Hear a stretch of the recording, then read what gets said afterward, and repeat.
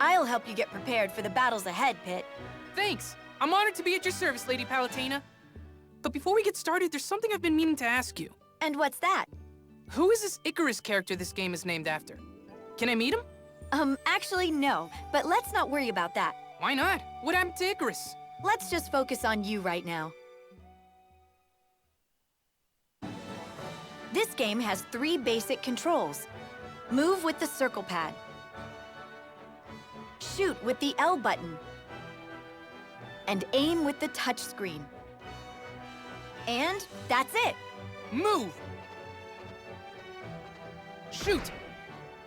And aim? How do I do that?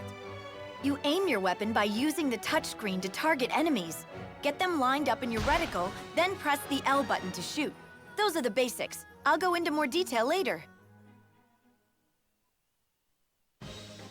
Our goal is to stop Medusa and the Underworld Army. Oh, geez. She was a huge pain 25 years ago. That was only in 2 dimensions. Even so, we can't ignore those who threaten the Earth and the heavens. We are here, in Skyworld. But the Underworld Army is wreaking havoc on Earth. Yes, but don't worry. I have created gates that can take you near our targets. However, we should discuss your flying issue. I know, I can't fly. Don't remind me.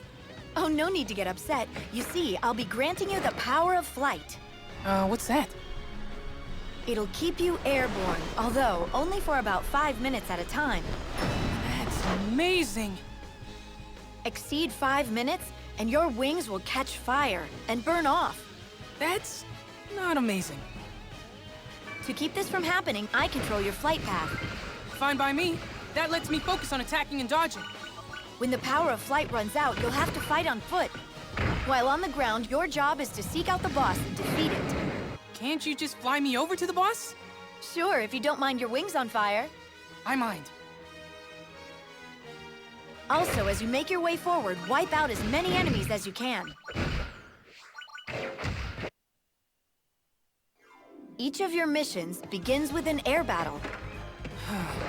Knowing that enemies can fly and I can't, hurts even more than their attacks. Moving right along. Like a flying thing does. You use the same 3 controls in the air: moving, shooting, and aiming. Move with the circle pad, and aim the reticle using the touchscreen. You move and aim at the same time. What do you think? Can you handle it? Of course I can handle it. Anyway, try using the circle pad to glide around in a loop. Moving even a little makes you harder to hit.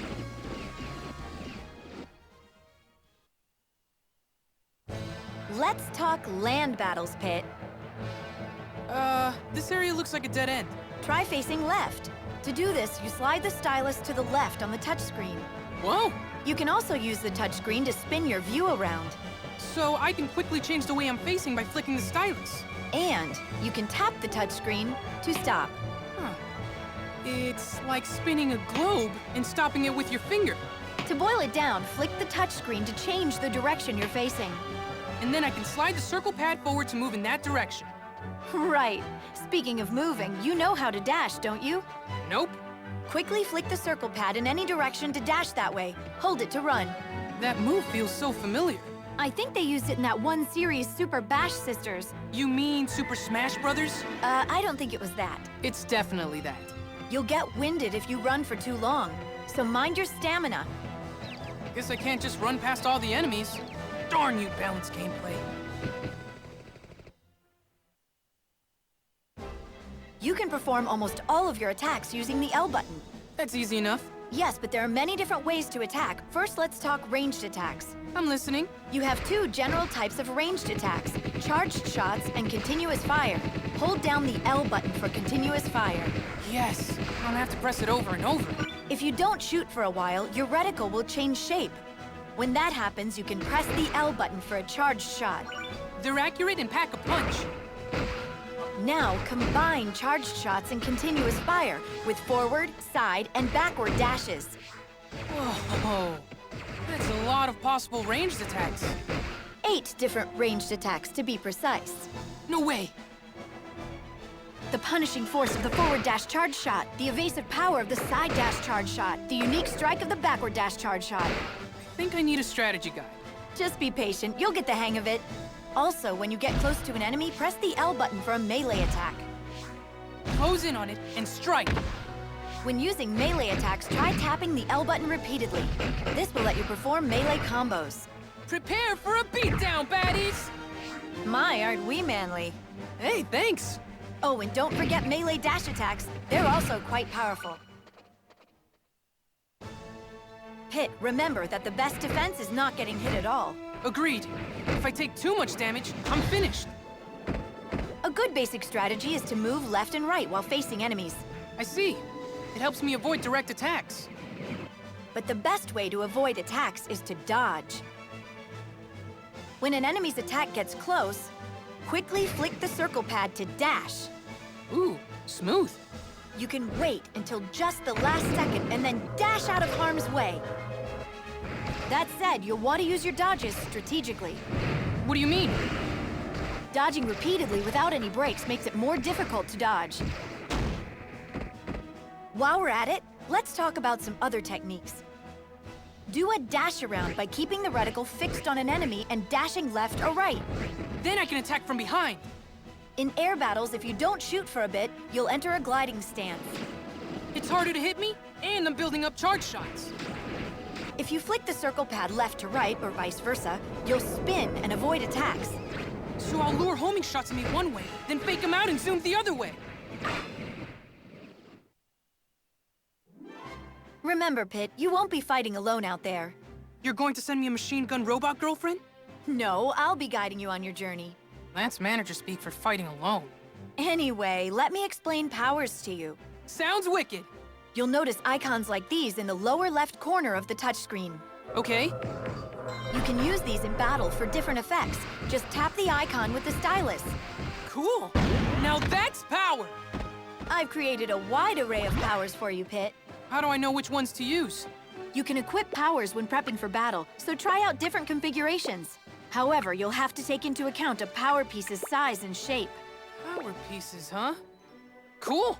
Looks like all that Dr. Mario's about to pay off. Arrange the power pieces as you like, then tap autofill, and I'll fill in the gaps for you. Once you're in a level, you can select and use powers with the plus control pad. So I'll press left or right on the plus control pad to choose a power, and down to use it. Whenever you defeat enemies, you receive hearts. Then I can redeem the hearts with you for weapons, right? Hey, I guess hearts are a lot like money. Well, they both make the world go round. I thought that was love. Anyway, you're probably wondering how you can get even more hearts. Oh my gosh, that's exactly what I was wondering. And you want me to tell you? 2 for 2! Before a battle, add hearts to the Fiend's Cauldron to increase the battle's intensity. Of course, this will make enemies much harder to handle. I don't get it. Why would I spend hearts to make battles harder? Because with greater challenge comes greater reward. You won't earn many hearts if you always play it safe. That's a good life lesson, too. The higher you raise the intensity, the more hearts you can earn. And that's not all. You'll also earn better weapons on higher intensities. What a dilemma. But if you're defeated, hearts will spill out from the Fiend's Cauldron. You'll lose those hearts forever, although the intensity will lower a bit. Oh, I see. So I should try to strike a balance. The more hearts left in the cauldron, the stronger the weapons you've acquired will be. So to get stronger weapons, I have to bet more hearts and avoid spilling them. Of course, you can always lower a chapter's intensity if you're having trouble. Just keep in mind that this also costs hearts. The road to riches is paved with careful choices. So is the road to stronger weapons. Challenge yourself, but don't overdo it. There are 9 different types of weapons you can use. When you say types, you mean like blades and staffs, right? Exactly, but even within a given type, there's a huge variety of weapons. So many ways to beat down enemies. It's beautiful. Also, 2 versions of the same weapon will often have different properties. How is that possible? For example, 2 first blades could each have different weapon modifiers. So every weapon can be completely unique. But what do I have to do to get stronger versions of weapons? Well, the first way you already know about, playing on harder difficulties. The second way is weapon fusion. That sounds cool. Weapon fusion is combining two weapons to create an entirely different new weapon. Some of the old weapons modifiers will carry over to the new one. There are also the weapon gems you can receive from Street Pass. You can fuse these as well. Using Street Pass to get weapon gems sounds pretty sweet to me. You can even convert unwanted weapons and weapon gems into hearts. You can also always buy weapons from me. The more you spend, the better the weapon. I better start saving hearts now, huh? That would be wise. There are a variety of control styles, so choose the one that suits you best. One control scheme, for example, doesn't use the touchscreen at all. Wait a second. How does that work? If you tap the R button, you can swing the camera behind you. Slide the circle pad while holding down the R button to move the reticle. That sounds like it takes dexterity. You can also go into options and further customize your controls. From here, you can invert vertical controls and change what individual buttons do. You can even set controls for left-handed play. Oh, so move with the A, B, X, and Y buttons and hold the stylus in my left hand. Lefties who want to use the circle pad can also use their right thumbs on the touchscreen. Light versus dark is Skyworld's mightiest sport. Step forward, brave fighters! In Light versus Dark, two teams of 3 players square off against each other. Whenever players die, their team's life gauge decreases. Players can equip any weapon from their collection. But the higher your weapon's value, the more life your team loses when you're defeated.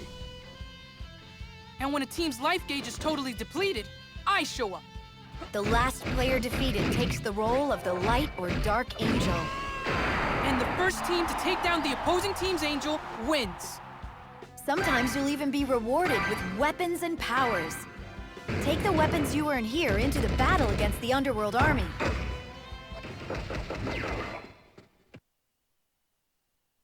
You are now armed with the information necessary for battle.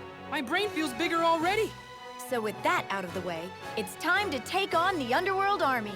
Roger that, Lady Palutena!